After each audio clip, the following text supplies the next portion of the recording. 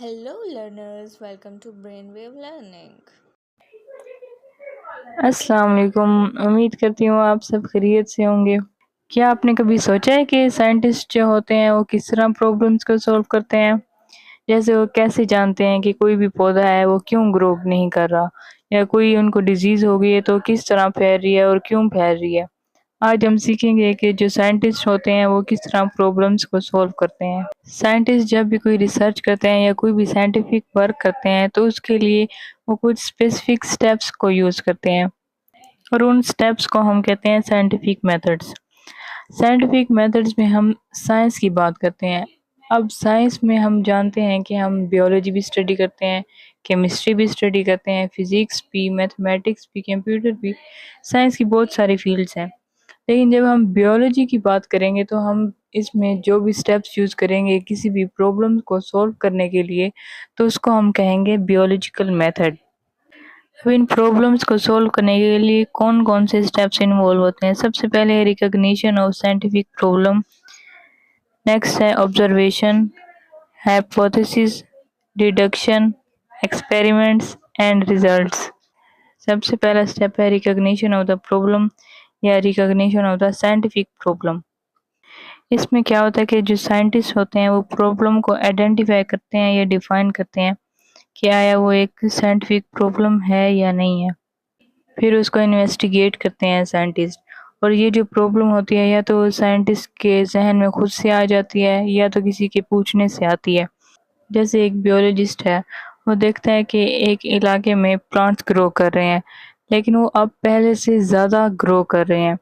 अब साइंटिस्ट सोचता है कि ऐसा वो क्यों हो रहा है, कौन से ऐसे फैक्टर्स हैं जो प्लांट की ग्रोथ को इंक्रीज करने में मदद दे रहे हैं। अब इस सवाल की बिना पर साइंटिस्ट रिसर्च करता है। इसी को कहते हैं हम recognition of the problem. Means problem को आइडेंटिफाई करना है कि प्रॉब्लम है क्या, कि कोई चीज़ अगर हो रही है तो वो क्यों हो रही है। क्यों का जवाब ढूंढने के लिए साइंटिस्ट रिसर्च करते हैं। नेक्स्ट स्टेप होता है ऑब्जर्वेशन। साइंटिस्ट जो होते हैं वो प्रॉब्लम को ऑब्जर्व करते हैं। वो अपने 5 सेंसेस को यूज़ करते हैं और प्रॉब्लम को ऑब्जर्व करते हैं। अब 5 सेंसेस कौन कौन से होते हैं आप जानते हैं? Vision, hearing, taste, smell, touch. ये 5 सेंसेस होते हैं। साइंटिस्ट इनको यूज़ करते हैं और प्रॉब्लम को ऑब्जर्व करते हैं। और इसके अलावा अगर उस प्रॉब्लम के रिलेटेड कोई प्रीवियस रिसर्च हुई है तो उसको भी वो स्टडी करते हैं और एनालाइज करते हैं। ऑब्जर्वेशन 2 तरह की होती हैं, एक क्वालिटेटिव होती है और दूसरी क्वांटिटेटिव होती है। क्वालिटेटिव ऑब्जर्वेशन वो होती है कि जिसमें हम नंबर्स को मेजर नहीं करते। जैसे कि अगर फ्लावर का कलर है या उसका टेक्सचर है कि वो स्मूथ है, रफ है, ये हम उसकी क्वालिटी को बता रहे हैं, ना कि हम उसके नंबर को बता रहे हैं। और दूसरी होती है क्वांटिटेटिव ऑब्जर्वेशन, जिसको हम नंबर से मेजर करते हैं। जैसे एक ट्री है, उस पे बर्ड्स बैठे हैं और हमने काउंट किया है कि वो 10 बर्ड्स हैं। हमने उसकी ऑब्जर्वेशन भी कर ली कि ट्री पे बर्ड बैठे हैं, और ये भी हमने साथ बता दिया कि 10 बर्ड बैठे हैं, हमने उसकी क्वांटिटी भी बता दी है। इसको हम कहते हैं क्वांटिटेटिव ऑब्जर्वेशन। अब जो क्वांटिटेटिव ऑब्जर्वेशन होती है वो मोर एक्यूरेट होती है क्वालिटेटिव ऑब्जर्वेशन से, क्योंकि जो क्वांटिटेटिव ऑब्जर्वेशन होती है वो इनवेरिएबल होती है, मींस वो चेंज नहीं होती। जैसे अगर हमने बताया कि 10 बर्ड्स बैठे थे ट्री पे, तो वो 10 ही बैठे थे, वो 11 नहीं हो सकते। और जो क्वांटिटेटिव ऑब्जर्वेशन होती है वो मेजरेबल होती है, कि हम उसको मेजर कर सकते हैं। जैसे हमने नंबर में काउंट किया कि 10 थे बर्ड्स जो ट्री पे बैठे थे, और जो क्वांटिटेटिव ऑब्जर्वेशन है उसको हम नंबर्स में रिकॉर्ड भी कर सकते हैं। नेक्स्ट है हाइपोथेसिस। ऑब्जर्वेशन करने के बाद ऑब्जर्वेशन की बेस के ऊपर साइंटिस्ट एक स्टेटमेंट बनाते हैं।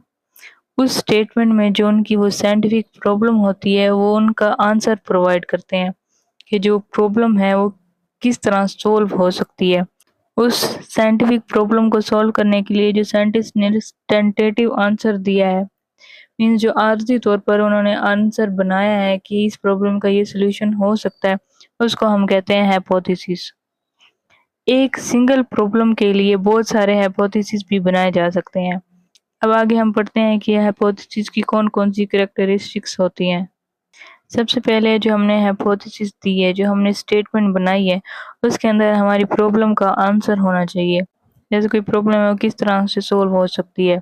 सेकंड स्टेप ये है कि जो हमारी हाइपोथेसिस हो वो हमेशा हमारी जो ऑब्जर्वेशन है उसके मुताबिक होनी चाहिए।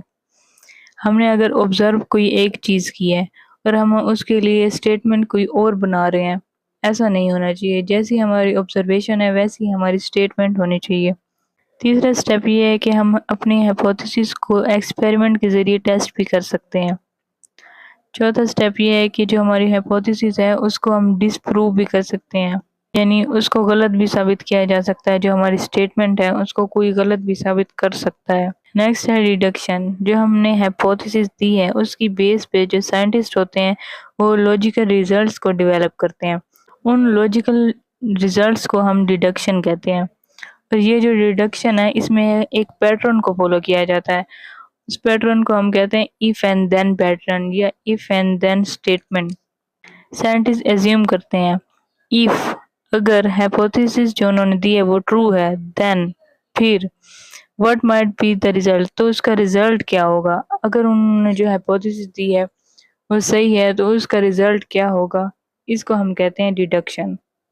जैसे अगर हमने एक हाइपोथेसिस दी है कि हमारे पास एक प्लांट है, उसके लीफ का कलर चेंज हो रहा है और उसकी ग्रोथ स्टंट हो रही है, मीन्स उसकी ग्रोथ नहीं हो रही। और उसकी वजह ये है कि जो हमारी सॉइल है उसमें आयरन की डेफिशिएंसी है। ये हमने हाइपोथेसिस दे दी है। अब डिडक्शन में क्या होगा, इसमें हमने इफ और देन के पैटर्न को फॉलो करना है। इफ, अगर आयरन डेफिशिएंसी से सिम्टम्स काज हो रहे हैं, मीन्स जो हमारी प्लांट की ग्रोथ है वो रुक रही है और उसके कलर चेंज हो रहे हैं, देन फिर adding iron to the soil will improve the colors of the leaf and promote plant growth। Then फिर क्या होगा कि अगर हम आयरन अपने प्लांट को देंगे तो उसके कलर भी इम्प्रूव होंगे और उसकी ग्रोथ भी प्रमोट करेगी, मीन्स उसकी ग्रोथ भी इंक्रीज होगी। नेक्स्ट स्टेप है एक्सपेरिमेंट्स। ये सबसे मोस्ट बेसिक और इम्पोर्टेंट स्टेप है साइंटिफिक मेथड्स का। जब साइंटिस्ट अपनी हाइपोथेसिस दे देते हैं तो उनको टेस्ट करने के लिए उनको एक्सपेरिमेंट करने होते हैं कि उन जो हाइपोथेसिस दी है वो सही है या गलत। क्योंकि साइंटिस्ट ने जो हाइपोथेसिस दी होती है उसके अंदर उनकी जो प्रॉब्लम होती है उसको सॉल्व करने का आंसर भी मौजूद होता है। अब उन्होंने ये देखना होता है कि उन्होंने जो आंसर दिया है वो सही है या नहीं, उसके लिए उनको एक्सपेरिमेंट करने होते हैं। अब जब उनका एक्सपेरिमेंट सक्सेसफुल हो जाता है तो उन्हें पता चल जाता है कि उन्होंने जो हाइपोथेसिस दी थी वो करेक्ट थी। और इसके अलावा जो हाइपोथेसिस होती है वो इनकरेक्ट होती है। जो इनकरेक्ट हाइपोथेसिस होती हैं उनको रिजेक्ट कर दिया जाता है और जो हाइपोथेसिस सही साबित हुई थी उसको एक्सेप्ट कर लिया जाता है। इस तरह हाइपोथेसिस से साइंटिस्ट डिडक्शंस करते हैं और फर्दर एक्सपेरिमेंट्स परफॉर्म करते हैं और अपनी हाइपोथेसिस की करेक्टनेस को कंफर्म करते हैं। अब साइंटिस्ट एक्सपेरिमेंट परफॉर्म कैसे करते हैं, उसके लिए वो क्या करते हैं, दो ग्रुप्स बना लेते हैं। एक को कहते हैं वो एक्सपेरिमेंटल ग्रुप, एक को कहते हैं कंट्रोल ग्रुप। अगर साइंटिस्ट ये देखना चाहते हैं कि फोटोसिंथेसिस के लिए कार्बन डाइऑक्साइड की ज़रूरत है या नहीं, तो दो एक जैसे पौधे लेते हैं और एक पौधे को कार्बन डाइऑक्साइड नहीं देते, और जिस पौधे को कार्बन डाइऑक्साइड नहीं देते उसको हम कहते हैं एक्सपेरिमेंटल ग्रुप, और दूसरे पौधे को हम कार्बन डाइऑक्साइड प्रोवाइड करते हैं और उस पौधे को हम कहते हैं कि ये हमारा कंट्रोल ग्रुप है। जब एक्सपेरिमेंटल ग्रुप में फोटोसिंथेसिस का प्रोसेस नहीं होगा क्योंकि हमने इसमें कार्बन डाइऑक्साइड नहीं दी, और कंट्रोल ग्रुप में फोटोसिंथेसिस का प्रोसेस कंप्लीट हो जाएगा। इससे हमें पता चल जाएगा कि कार्बन डाइऑक्साइड की फोटोसिंथेसिस में ज़रूरत होती है या नहीं होती। इस तरह साइंटिस्ट एक्सपेरिमेंट परफॉर्म करते हैं। नेक्स्ट स्टेप है रिजल्ट्स। साइंटिस्ट जब एक्सपेरिमेंट कर लेते हैं तो अपने डाटा को इकट्ठा कर लेते हैं और उस डाटा को समराइज करते हैं। उसको मैथमेटिकल फॉर्म में या तो ले आते हैं या तो उसके ग्राफ बना लेते हैं, चार्ट्स की सूरत में उसको ले आते हैं और उसको समराइज कर लेते हैं। और साइंटिस्ट ने जिस जिस सोर्सेज से अपनी इंफॉर्मेशन कलेक्ट की होती है, डाटा इकट्ठा किया होता है, उसके रेफरेंस भी अपने रिजल्ट्स में शामिल करते हैं।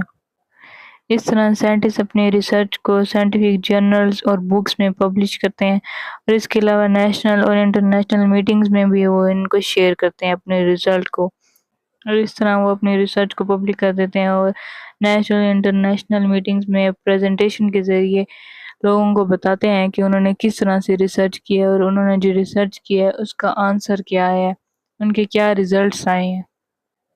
आज के लेक्चर में हमने देखा है कि किस तरह साइंटिस्ट जो होते हैं वो प्रॉब्लम को सॉल्व करते हैं और इन्हीं मेथड के ज़रिए ही आज साइंस तरक्की कर रही है और हमें नई नई चीज़ें सीखने को मिलती हैं। अब आप मुझे कमेंट्स में बताइए कि आपके इर्द-गिर्द ऐसा कौन-सा आसान सा मसला है जिसको हम साइंटिफिक मेथड्स के ज़रिए सॉल्व कर सकते हैं। थैंक यू, मिलते हैं नेक्स्ट वीडियो में। वीडियो अच्छी लगे तो लाइक और सब्सक्राइब ज़रूर करें। मिलते हैं नेक्स्ट वीडियो में। अल्लाह हाफिज़।